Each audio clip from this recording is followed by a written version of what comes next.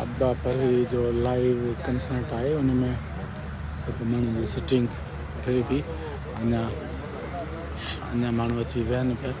हीअ असांजी मेघमल्हार सत अची वई आहे। साईं डॉक्टर खल अशारी ऐं रफ़ीक साहिबु अची वियो पंहिंजे दोस्तनि सां गॾु।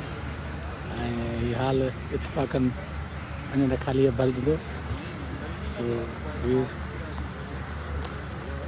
सभु माण्हू अची